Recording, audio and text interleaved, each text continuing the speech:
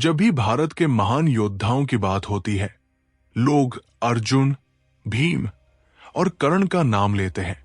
लेकिन एक नाम ऐसा है जो इतिहास के पन्नों में दब गया, पर जिसकी गूंज युद्ध भूमि में गरजती थी। जरासंध। बिहार की भूमि पर जन्मा ये योद्धा सिर्फ एक राजा नहीं, बल्कि काल की तरह अपराजेय था। वो मगध का सम्राट था, लेकिन उसकी आंखों में केवल सत्ता नहीं, प्रतिशोध जलता था। जरासंध की बेटी वृषभानु कंस की पत्नी थी, जो कंस के परिवार में जुड़ी थी। कंस की हत्या के बाद जरासंध ने कृष्ण से बदला लेने का संकल्प लिया, क्योंकि उसे अपने दामाद की हत्या का प्रतिशोध लेना था। इसलिए वो बार बार मथुरा पर आक्रमण करता रहा, ये साबित करने के लिए कि कंस का वध करने वाला कृष्ण उसकी पकड़ से नहीं बच सकता। श्री कृष्ण, बलराम और अर्जुन भी जिसे 17 बार हराने में असफल रहे। हां, आपने सही सुना, 17 बार। और हर बार कृष्ण को रण छोड़ना पड़ा। क्यों? क्योंकि जरासंध को पराजित करना युद्ध से नहीं, युक्ति से ही संभव था। उसका जन्म ही एक रहस्य था, आधा शरीर एक ओर, आधा दूसरी। लेकिन एक राक्षस स्त्री जरा ने दोनों टुकड़ों को जोड़ दिया, इसलिए उसका नाम पड़ा जरासंध। जन्म से ही उसने मृत्यु को पराजित किया।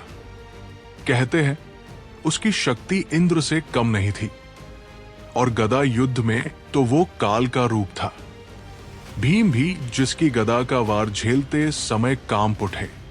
जरासंध सिर्फ शक्तिशाली नहीं था, एक महान रणनीतिकार भी था। उसने पूरे आर्यावर्त में अपने जमाए राज्य स्थापित कर दिए थे। बहनों की शादी शूरवीरों से करा के पूरा भारत अपने प्रभाव में ले आया। वो ऐसा सम्राट था जो साम्राज्य से नहीं, संबंधों से विजय करता था। जब कृष्ण ने मथुरा में द्वारका बसाई, तब जरासंध ने 17 बार आक्रमण किया। कृष्ण ने हर बार युद्ध में उसका सामना किया, लेकिन अंत में रण छोड़ना पड़ा। लोग कहते हैं कृष्ण भाग गए, लेकिन सच ये है कि वे जरासंध से नहीं, रक्तपात से देश को बचा रहे थे। जरासंध को हराने का उपाय सिर्फ शारीरिक शक्ति नहीं, मन की चतुराई थी। लेकिन जरासंध का गौरव सिर्फ कृष्ण से युद्ध में नहीं था। उसकी भेंट हुई दुनिया के सबसे महान धनुर्धर से, कर्ण से। दोनों की मित्रता ने इतिहास को हिला दिया। कर्ण ने जरासंध से गदा युद्ध सीखा, और जरासंध ने कर्ण में उस आत्मा को पहचाना जो सूर्य की ज्वाला थी। एक गदाधारी से दूसरे को गदा देना, यह सम्मान सिर्फ सम्राट ही दे सकता था। कर्ण की गदा युद्ध की कला जरासंध की दी हुई थी। इतना ही नहीं, जरासंध ने एक और महान योद्धा को तैयार किया, एक ऐसा नाम जिसे गुरु द्रोण ने ठुकरा दिया था, एकलव्य। एकलव्य को जंगल में युद्ध सिखाने वाला कोई नहीं था, लेकिन जरासंध ने उसकी प्रतिभा को पहचाना। उसने एकलव्य को शरण दी, उसे शिक्षा दी और गदा युद्ध में निपुण बनाया। जरासंध जानता था, प्रतिभा जाति नहीं, पराक्रम से मापी जाती है। एकलव्य ने जरासंध की शरण में रहकर अपनी शक्ति को नया आकार दिया, और जब जरासंध मरा तो उसका सबसे प्रिय शिष्य एकलव्य भी रणभूमि में मारा गया। एकलव्य और जरासंध दोनों ऐसे योद्धा थे जो न कभी झुके न कभी रुके, लेकिन आखिरकार वो घड़ी आई।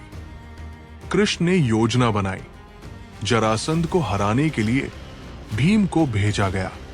भीम और जरासंध दोनों गदा युद्ध के अजेय योद्धा। उनका युद्ध 27 दिनों तक चला। एक दिन नहीं, एक रात नहीं, पूरे 27 दिन। धरती कांप उठी, पर्वत हिलने लगे और देवता भी देख रहे थे। कौन जीतेगा।